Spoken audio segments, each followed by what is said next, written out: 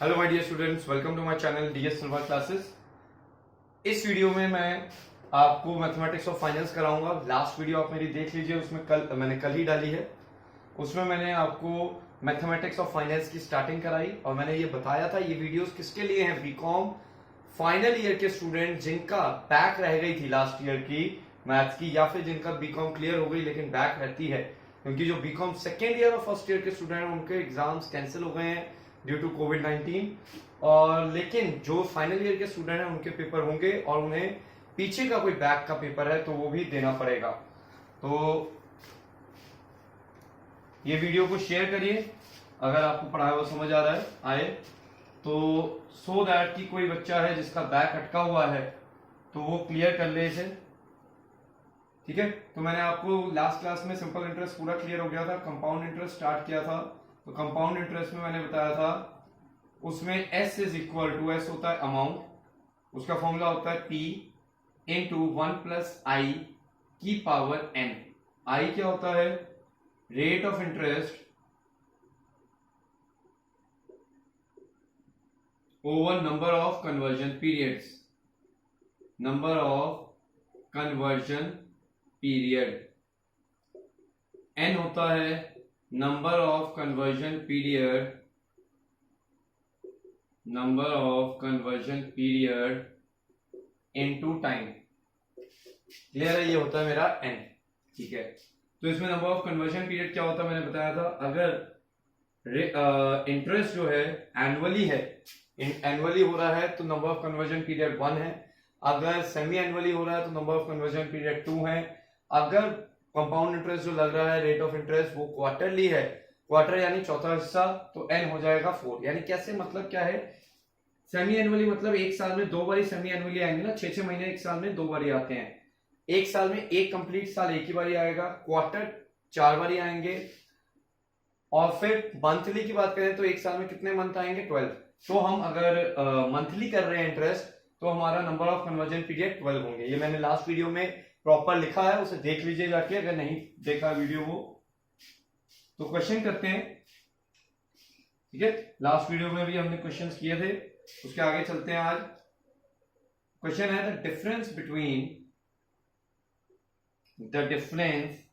Between the amount, the difference between the amount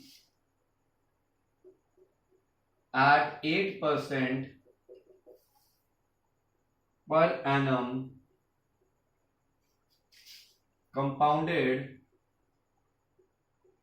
quarterly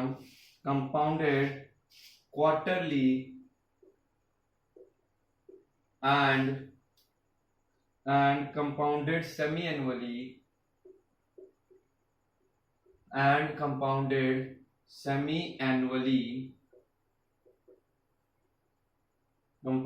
semi-annually for 2 years is ₹36। Find the principal. क्या रहा है question, read करिए एक बार ध्यान से। कहता है the difference between the amount at 8% per annum compounded quarterly and compounded semi annually for 2 years is ₹36। Find the principal. मैं समझा दूं, कह रहा है कि डिफरेंस है किनके बीच का, between the amount at 8% per annum compounded quarterly. पहली बारी मैंने पैसा लिया, कितना लिया ये नहीं बताया, कितना लिया यही बताना आंसर है। पैसा मैंने कुछ लिया उधार पे 8% पर एनम कंपाउंडेड क्वार्टरली के बेसिस पे। ठीक है, और फिर पैसा लिया मैंने कुछ सेम अमाउंट पैसा अगर मैंने लिया कंपाउंडेड सेमी एनुअली के बेसिस पे। टाइम दिया है कितने साल? 2 साल के लिए। और उन दोनों के बीच का डिफरेंस कितना है? 36। तो मतलब क्या कह रहा है कि S1 is equal to amount to be paid if principal is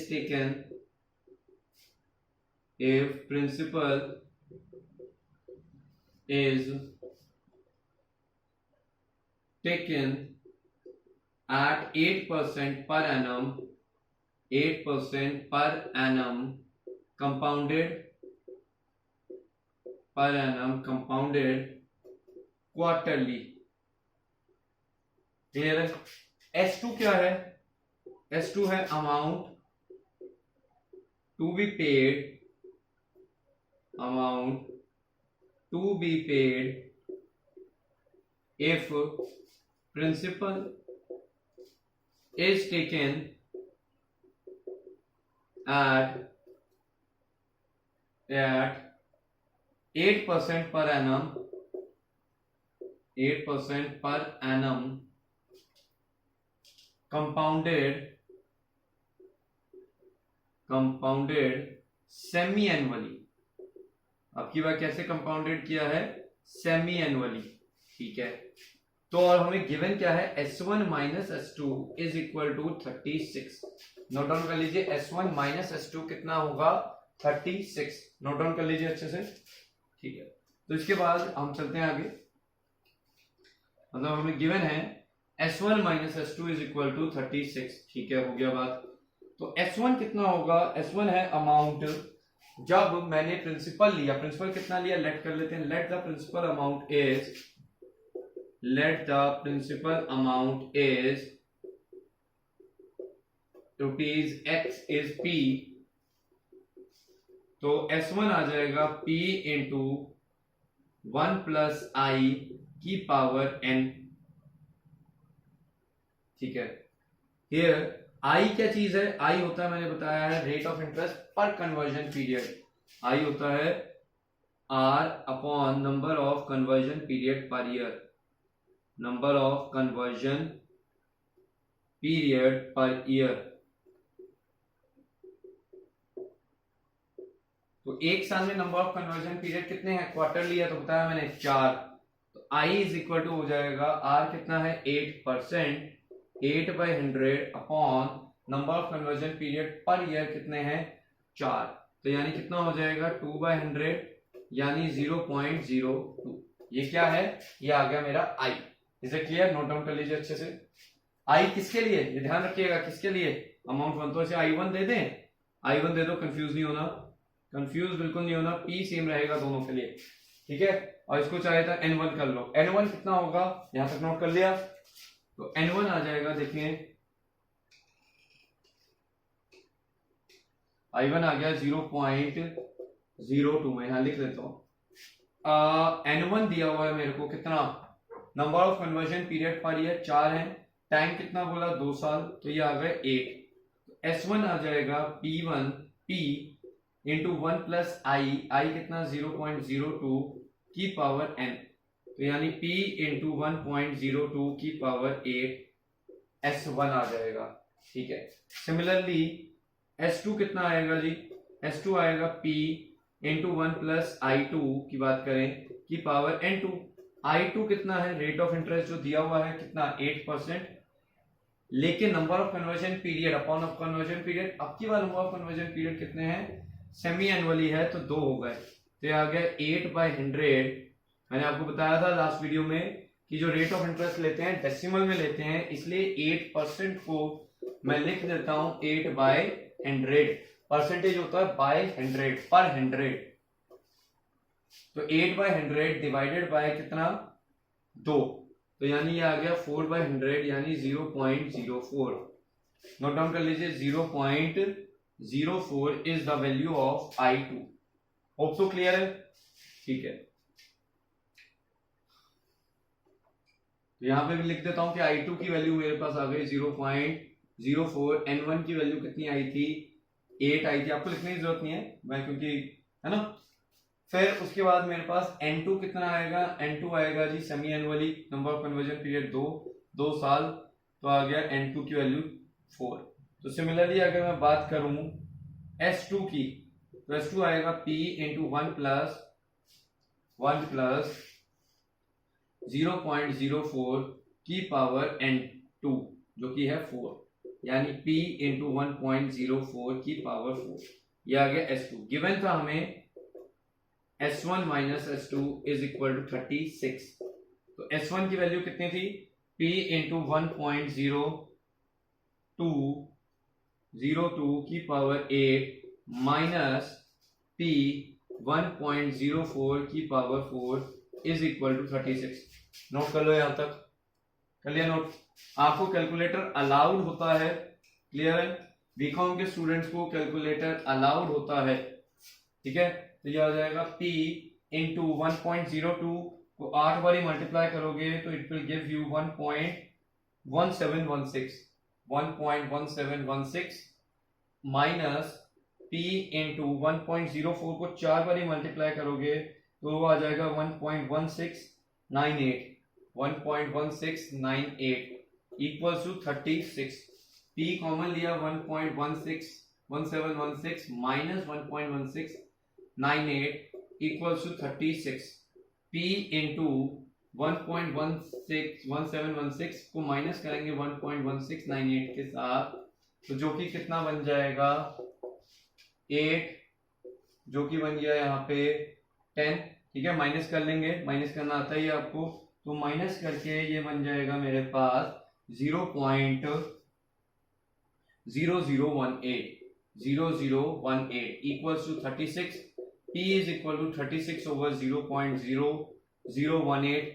divide कर लेंगे, कैलकुलेटर है, डिवाइड खुद नहीं करना, आपको कैलकुलेटर अलाउड है, तो जो आप पुट करना है कैलकुलेटर में आपको आंसर आ जाएगा। P की वैल्यू आ गई 20,000। Is it clear?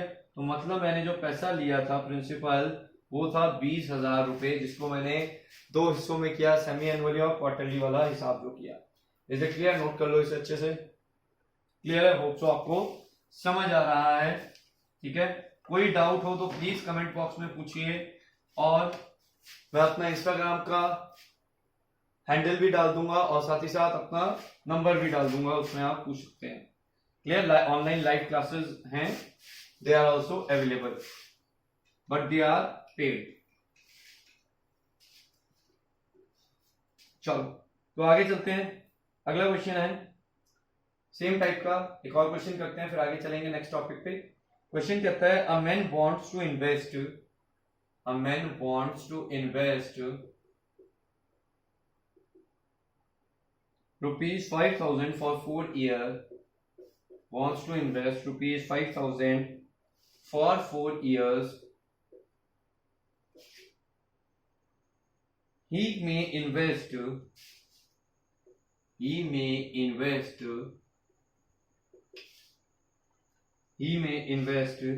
the amount at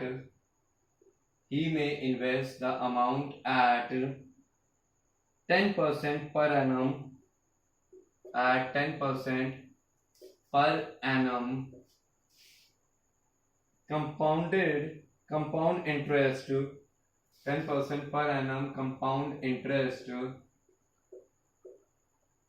10% per annum compound interest occurring at the end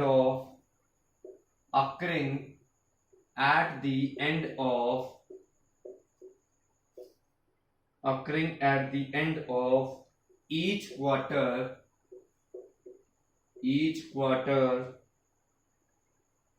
or he may invest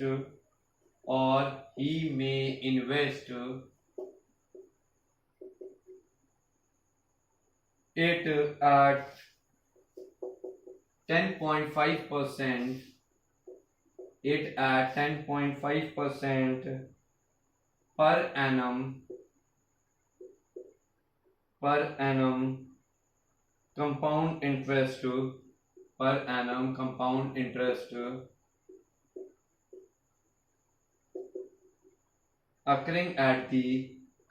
interest occurring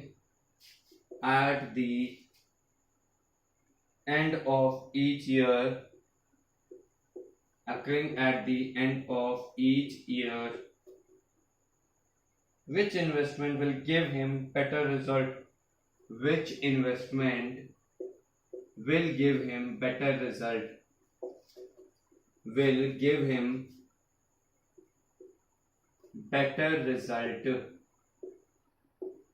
मतलब क्या है सवाल का? सवाल कहता है a man wants to invest, एक आदमी इन्वेस्ट करना चाहता है 5,000 रुपए 4 साल के लिए, ठीक है।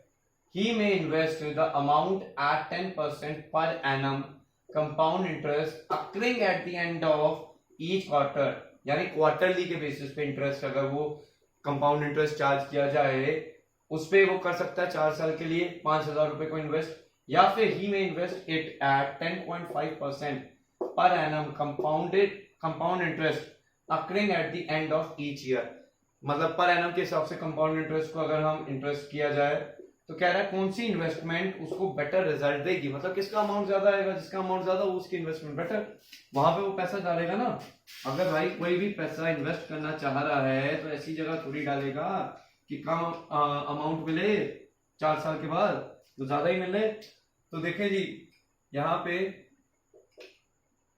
लेट S1 होगा amount, S1 is equal to amount if principal is paid, principal is deposited, principal कितना था 5,000 is invested, amount if rupees 5,000 is invested for 4 years, at 10% per annum, at 10% per annum, 10% compounded, 10% compound interest, 10% per annum compounded quarterly,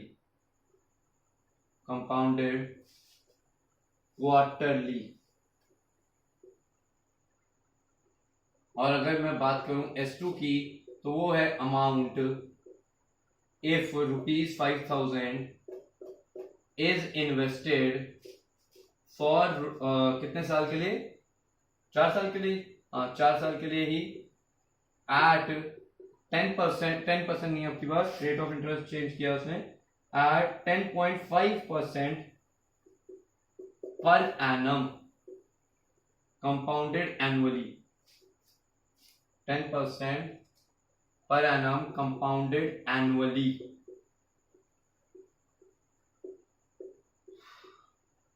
तो for S1 तो उसके लिए for S1 मेरा I1 कितना हो जाएगा, I1 होगा rate of interest upon number of conversion period, number of conversion period कितने हैं 4, क्यों, क्योंकि क्वार्टरली किया गया है, क्वार्टरली में नंबर ऑफ कन्वर्जन पीरियड 4 बताया हुआ है बहुत बारी अभी, rate of interest 10%, 10/100 whole divided by 4 यानी कितना हो जाएगा 1/10 होल डिवाइडेड बाय 4 यानी 1/40 हो गया मेरा, क्या क्लियर, 1/40 हो गया I1 की वैल्यू। सिमिलरली और साथ ही साथ इसमें N1 की वैल्यू कितनी हो गई, N1 की वैल्यू हो गई 4 × 4 यानी 16, नोट डाउन कर लो अच्छे से, N1 की वैल्यू 16, I1 की वैल्यू 1/40, मिटा दें, ठीक है। फिर आगे अगर हम बात करें S2 की तो फॉर S2 I2 की वैल्यू कितनी है, I2 हमारे को दिया हुआ है रेट ऑफ इंटरेस्ट दूसरा वाला रेट ऑफ इंटरेस्ट कितना है 10.5 upon number of conversion period, यहाँ पे नंबर ऑफ कन्वर्जन पीरियड तो एक ही है तो ये एज इट इज, और यहाँ पे n कितना होगा 4 साल और पर एनम पे है तो 4 ही हो गया, क्लियर है, कोई दिक्कत, नोट डाउन कर लीजिए। तो अगर हमें H1 कैलकुलेट करना था, H1 कैलकुलेट तो कर लेते, तो H1 के लिए मैंने क्या बताया था, S1 के लिए मेरा फॉर्मूला है S1 is equal to P1 + I1 whole power N1, I1 अभी मैंने कैलकुलेट किया था, N1 भी, तो I1 कितना था 10/100 होल डिवाइडेड बाय 4 यानी 1/40 आ गया था, तो ये आ गया 1/1/40 होल पावर N1 कितना था 16, P की वैल्यू दी तो हुई है कितनी 5,000 इंटू 1 + 1/40 हो जाएगा 0.025 होल पावर 16 यानी 5,000 इंटू 1.025 होल पावर 16, तो जो कि कितना आ जाएगा, 1.4845, यहां मिटा दें, ऊपर मिटा देते हैं, तो ये हो जाएगा S1 की वैल्यू आ गई 5000 इंटू 1.4845 मल्टीप्लाई करेंगे, कैलकुलेटर आपके पास होता है, ये 16 टाइम्स कैलकुलेटर से ही होगा, और फिर ये आ जाएगा 7422.5 ये आ जाएगा आपका S1। Is it clear? मतलब अगर मेरा पैसा 5000 रुपए 10% पर एनम के हिसाब से कंपाउंडेड क्वार्टरली के हिसाब से 4 साल के लिए डिपॉजिट किया जाएगा, तो मेरे को पैसा मिलेगा 4 साल के बाद 7422.50 पैसे। ठीक है, आगे अगर मैं बात करूं S2 की, S2 मेरा कैलकुलेट हो जाएगा P इंटू 1 प्लस I2 की पावर N2 5000। I2 कितना था मैंने बताया था, I2 है 10.5 अपॉन 1, यानी क्योंकि ये कंपाउंडेड पर एनम है तो इसका 10.5 ही हो गया। 1 प्लस 10.5 अपॉन 100, 10.5 अपॉन 100 आएगा ना, 10.5% था तो 10.5 अपॉन 100 होल पावर N2 की पावर वैल्यू कितनी है 4, यानी 5000 इंटू 1 प्लस 0.105 होल पावर 4, यानी ये आ जाएगा 5000 इंटू 1.105 की पावर 4, तो 1.105 की पावर 4 वैल्यू कितनी आ जाएगी 1.4909। 5000 इंटू 1.4909 यानी कितना आ गया 7454.55, ये आ गया मेरा S2 की वैल्यू। कोई आपत्ति परेशानी किसी को? तो अपने आप बताओ कौन बेटर है इन्वेस्टमेंट? दूसरी वाली इन्वेस्टमेंट बेटर है, जिसमें मतलब दूसरी वाली इन्वेस्टमेंट कौन सी, जिसमें मेरा 5000 रुपए 4 साल के लिए डाला गया, रेट ऑफ इंटरेस्ट मिल रहा है 10.15% और कंपाउंडेड पर एनम। देखो ये कितना प्रैक्टिकल क्वेश्चन है। आप बेसिकली कॉमर्स स्टूडेंट हैं, कॉमर्स स्टूडेंट का काम क्या, फाइनेंशियल एडवाइजिंग, चैप्टर का नाम है मैथमेटिक्स एंड फाइनेंस, तो मैं देखो कितना काम का सब्जेक्ट है, ठीक है ना। किसी को भी कोई 2 बॉन्ड्स हैं, शेयर्स हैं, उसमें बताना है तो किस तरीके से हम कैलकुलेट करके उसे बता सकते हैं कि यहाँ की कौन सी चीज आपके लिए बेटर रहेगी। क्लियर है? ठीक है, तो अभी तक तो हमने पढ़ा कि अगर मेरा कंपाउंड इंटरेस्ट जो है कंपाउंडेड क्वार्टरली होगा या पर एनम होगा, इस हिसाब से अगर चलेगा। लेकिन अगर कंपाउंडेड कंटिन्यूअसली का मतलब क्या होता है, लगातार रोज ही रोज कंपाउंड किया जाए, ठीक है। कंपाउंडेड कंटिन्यूअसली अगर है तो देखते हैं interest compounded continuously, interest compounded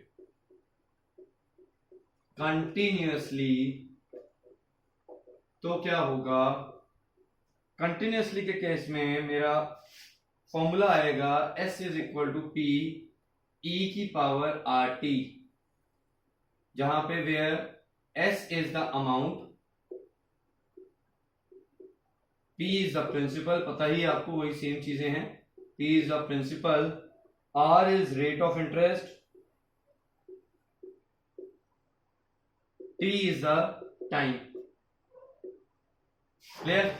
तो अब E क्या है सर, E है एक्सपोनेंशियल किया जाता है, कहा एक है टर्म, इसकी डेरिवेशन भी है, मैं अभी आपको करा नहीं रहा बिकॉज आपको 10 दिन के अंदर जुलाई में आपका पेपर है, तो डेरिवेशन पेपर में आती नहीं है, टाइम वेस्ट नहीं करना, क्वेश्चंस करने हैं, जितना जो मैं कराई जाऊं एक एक क्वेश्चन करा रहा हूं, ईच एंड एवरी क्वेश्चन को प्रैक्टिस करो अच्छे से, आराम से बैक आपकी क्लियर हो जाएगी और अच्छे से डिग्री आपकी हो जाएगी। ई एक्सपोनेंशियल है तो आपको क्या है, लॉग टेबल दिया जाएगा या पेपर दिया जाएंगे, तो इसमें आपकी ई की पावर की गिवन वैल्यूज दी गई हैं, यह लॉग की टेबल है, यहाँ पे नेचुरल, और ये आपको दिया गया है यहाँ पे, ठीक है, ये ई की पावर समथिंग आपको दिया गया है इसमें, बुक के पीछे भी आपकी जेके टकराल के पीछे, ठीक है। तो इसका फॉर्मूला ये मैंने आपको लिखवा दिया, नोट कर लीजिए, क्लियर है, नोट कर लीजिए अच्छे से इसे, ठीक है। तो आगे चलते हैं,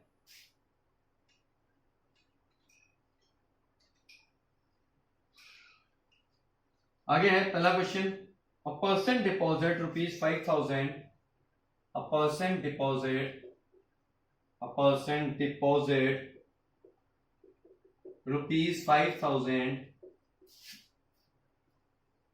in a bank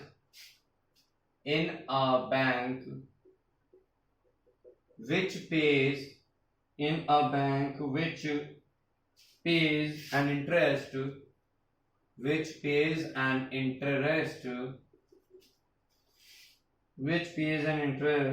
of 11%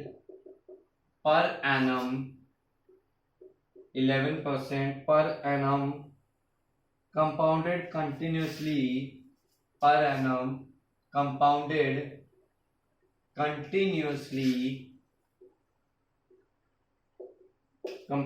continuously, how much amount will be in his account? How much amount will be in his account?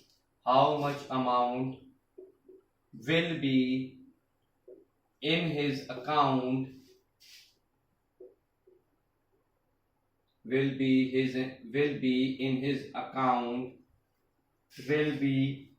his account after 10 years. बहुत ही अच्छा क्वेश्चन है.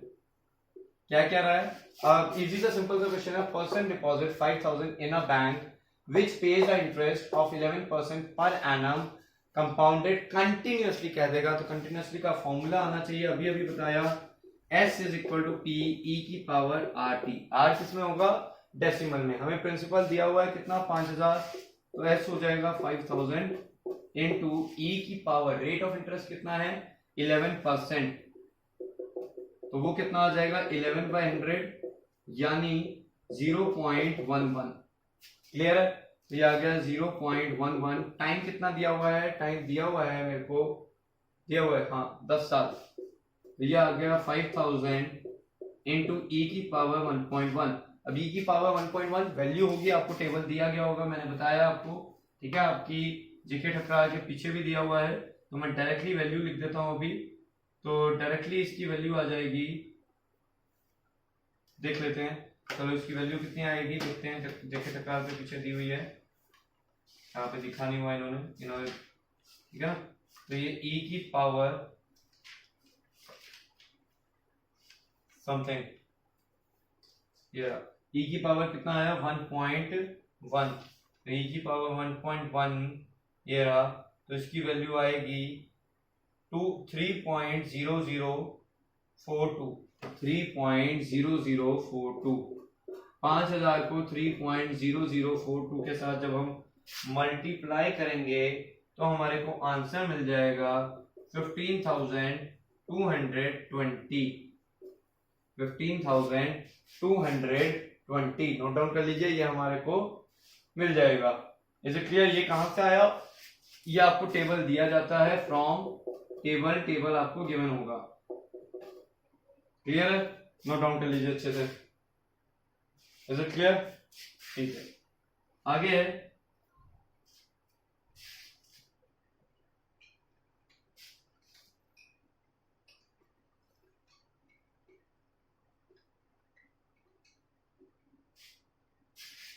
Mr. Rao borrowed ₹60,000 from a bank. Mr. Rao borrowed ₹60,000 from a bank. Borrows ₹60,000 from a bank at 8% per annum.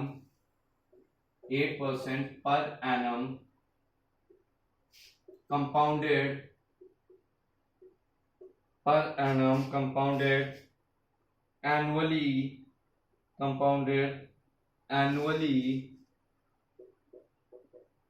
for a period of 6 years. Out of this he invested ₹30,000 in a fund. out of this he invested rupees 30,000 in a fund paying interest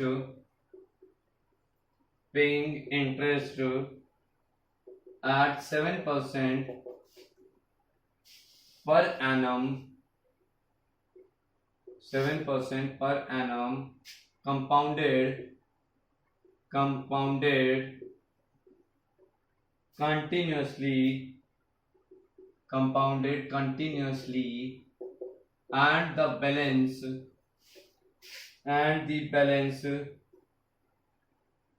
he lent to a friend, at interest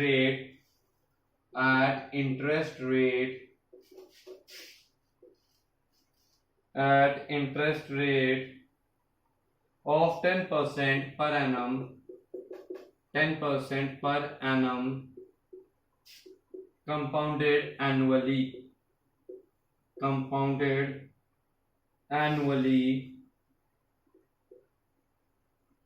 both for 6 years,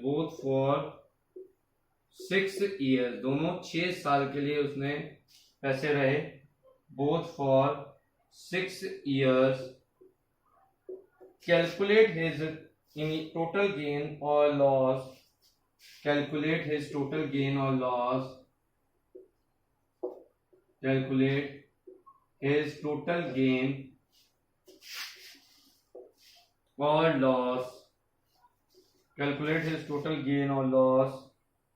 at the end of the 6-year period.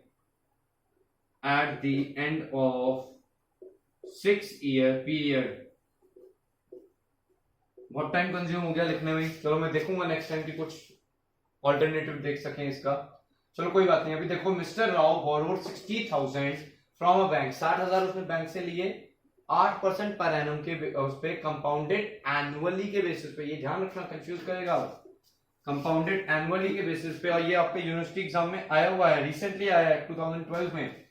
8% per annum compounded annually for a period of 6 year, 6 साल के लिए ले लिए।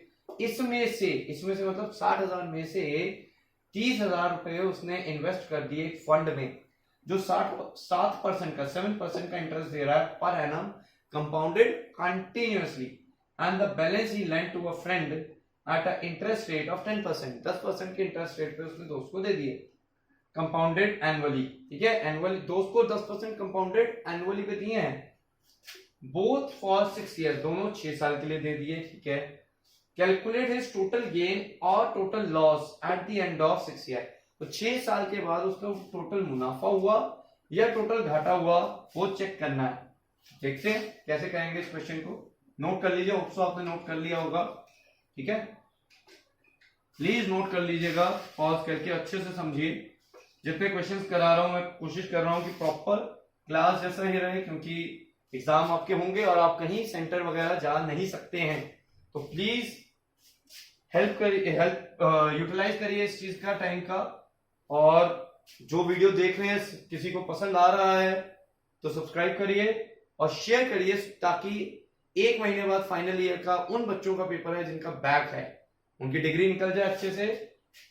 ठीक है ना, तो देखो हमारे को दिया गया है कि एक बंदे ने ब्याज पे पैसा लिया, कितना, 60,000 रुपए बैंक से लोन ले लिया, ब्याज पे लोन लिया, कितना रेट ऑफ इंटरेस्ट, रेट कहता है जी 8% per annum, compounded annually for 6 month, 6 महीने के लिए लिया, टाइम कितना लिया, 6 महीना, पर compounded per annum 8% compounded annually. ठीक है, तो मतलब आई हो गया 1। ठीक है, तो एन कितना आएगा देखें जरा, तो एन हमारा 6 मंथ नहीं 6 ईयर, हाँ 6 ईयर दिया टाइम मैंने। ठीक है, तो यहाँ पे मेरा I1 जो है, I मेरा 8/100 ही रहेगा, 8/1, 8% by 1 यानी 8/100 यानी 0.08, और n जो है इट विल बी 1 into 6 यानी 6। तो मेरा जो अमाउंट बैंक को देना होगा 6 साल के बाद वो होगा P into 1 plus I की पावर n, जो कि आएगा 60,000 इंटू 1 प्लस आई कितना बताया मैंने 0.08 होल पावर n कितना बताया मैंने n बताया 6, तो ये आ गया 60,000 इंटू 1.08 की पावर 6, यानी ये आ गया 60,000 इंटू 1.08 की पावर 6 कितना हो जाएगा, वो आ जाएगा 1.5868, जिसका आंसर आएगा 95208। ये आया मेरा अमाउंट मैं एस से रिप्रेजेंट करता था, सॉरी ए नहीं एस, ये हम 10th क्लास में करते होते थे, यहाँ पे एस से करना है। एस इज इक्वल टू इतना पैसा आ गया, कितना आया 95,208 रुपीज। इतना पैसा मेरे को बैंक को देना पड़ेगा 6 साल के बाद, नोट कर लो। अब हुआ क्या कि उसने जो 60,000 रुपए मिले थे उसको कैसे यूज किया, 2 हिस्सों में दे दिया था, यहां तक नोट कर लो। क्वेश्चन रीड किया हो आपने, उसने जो 60,000 रुपए उसको मिले थे 2 हिस्सों में बांट दिया था। 2 हिस्सों में कैसे, कहता है कि उसने out of this he invested 30,000, 30,000 रुपए उसने एक फंड में डाल दिए, जिस फंड को रेट ऑफ इंटरेस्ट क्या है 7%, कैसा है कंपाउंडेड कंटिन्यूअसली, ठीक है। तो इस केस में अगर मैं बात करूं अमाउंट कितना आ जाएगा, S is equal to P E की power R T, P E की पावर आर टी, और कितने समय के लिए, वही 6 साल के लिए ही दिया, जितने साल के लिए बैंक से लिया उतने साल के लिए इस फंड में पैसे डाल दिए। तो पी है 30,000 रुपए इंटू ई की पावर 7%, 0.07, 6 साल के लिए, तो ये आ जाएगा 30,000 इंटू ई की पावर 0.42, तो ई की पावर 0.42 की वैल्यू होती है 1.5220, 30,000 इंटू 1.5220, जो कि मल्टीप्लाई करने के बाद मिलेगी मेरे को 45660, ये आ गया S1, ठीक है।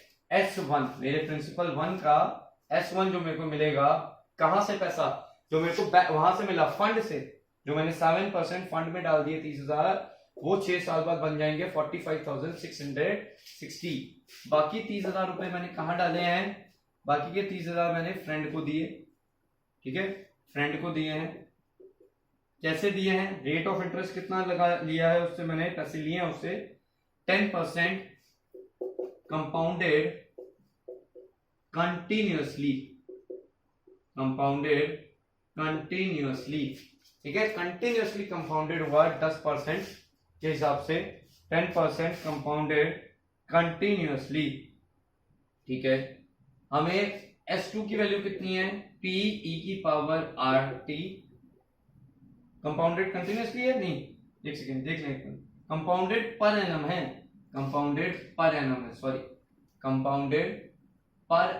है, एनुअली, ठीक है, per annum annually, compounded annually लिख लो, compounded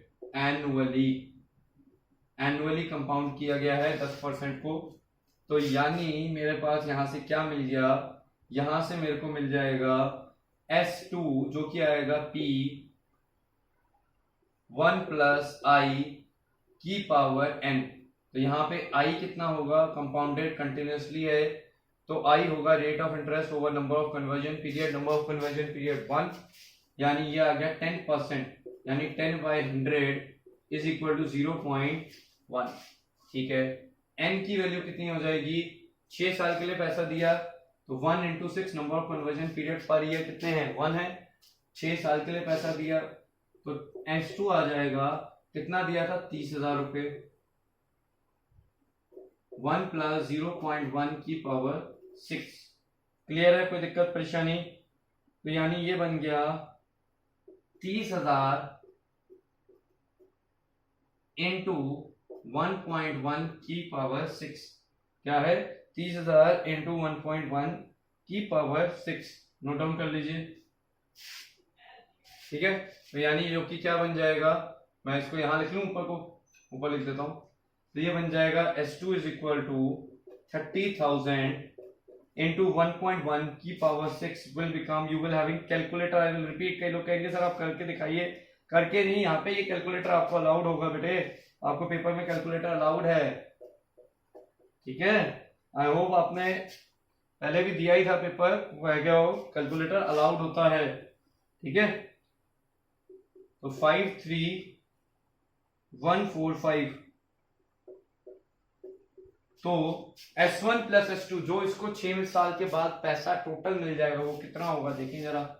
S1 plus S2 total combine इसके पास जो पैसा आ गया 6 साल के बाद, वो आया S1 plus S2 is equal to 4560660 plus 53145, यानी कितना पैसा आ गया, यानी जो कि कंबाइन करके पैसा आ गया 98805,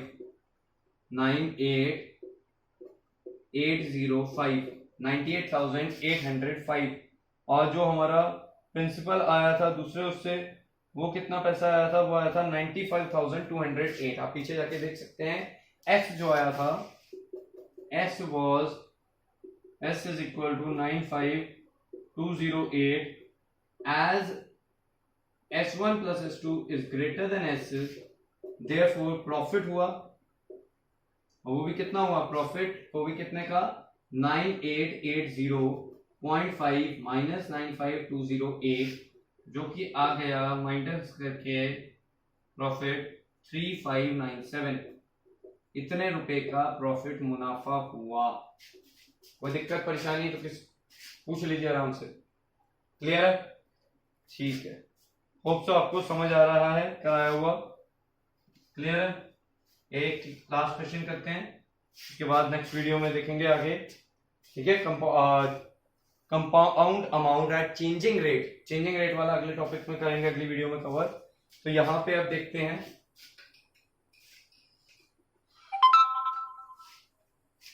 अगला question, if interest is compounded continuously, if interest is compounded continuously, interest is compounded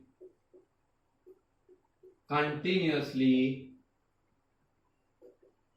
if interest is compounded continuously, at what annual rate, at what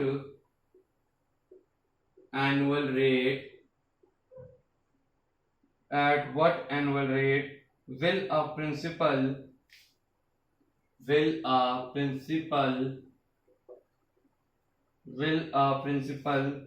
of P doubles in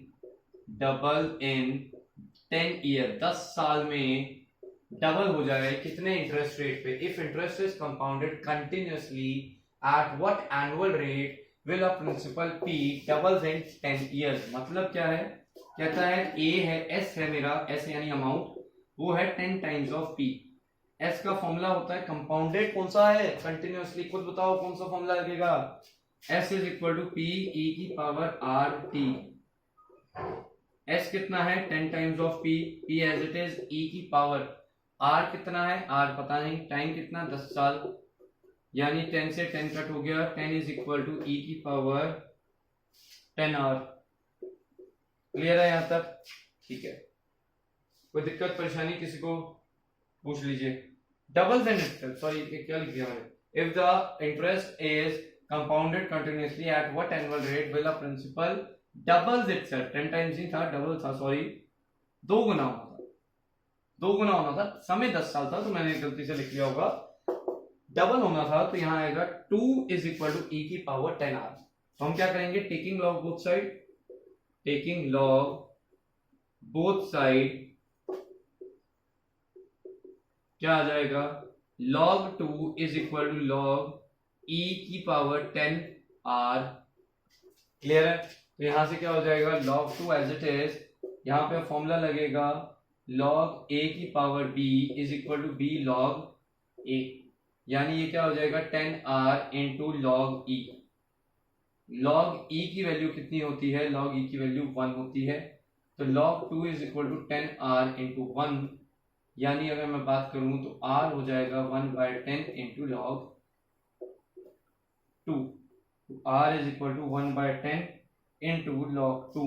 log 2 की value हमारे पास होती है, ठीक है, जो कि आएगी 0. Clear? log 2 की वैल्यू हमारे को गिवन है